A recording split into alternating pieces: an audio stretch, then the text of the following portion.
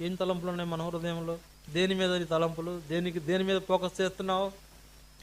దేవుని వాక్యం చదివావా? ప్రార్థన చేశావా? భక్తి కలిగి ఉన్నావా? దేవుణ్ణి స్మరించుకున్నావా? ఆయన ఆశ్చర్య కార్యములను స్మరించావా? ఆయన మందిరానికి వెళ్ళాలనేటువంటి ఆలోచనలు నీ యొక్క హృదయంలో ఉన్నాయా? లేదా ఆయనను కలుసుకోవాలనేటువంటి ఆలోచన ఉందా? ప్రభువుని ఎప్పుడు కలుసుకుంటానా, ఆయన మందిర ఆవరణం ఎప్పుడు చూస్తానని భక్తులు తహతహలాడిపోయారు. మనం ఎందుకు ఆడలేకపోతున్నాం? ఆయన మందిరానికి వెళ్ళాలి, ఆయన చూడాలి, ఆయన కలుసుకోవాలని భక్తులు తహతహలాడిపోయారు. మనసులో ఎంతో వాళ్ళు ఏమైందంట, వాళ్ళకు పుట్టుకొచ్చిందంట. ఏంటి? ఎప్పుడు చూస్తానా మందిరాన్ని పుట్టుకొచ్చిందంట.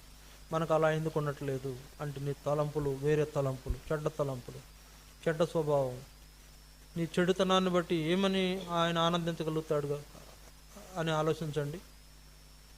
కాబట్టి నీ చెడు తలంపులను బట్టి దేవుని దుఃఖపెట్టే వ్యక్తిగా ఉంటున్నావేమో. బలలో పాలు పొందబోయే ముందు పరీక్షించి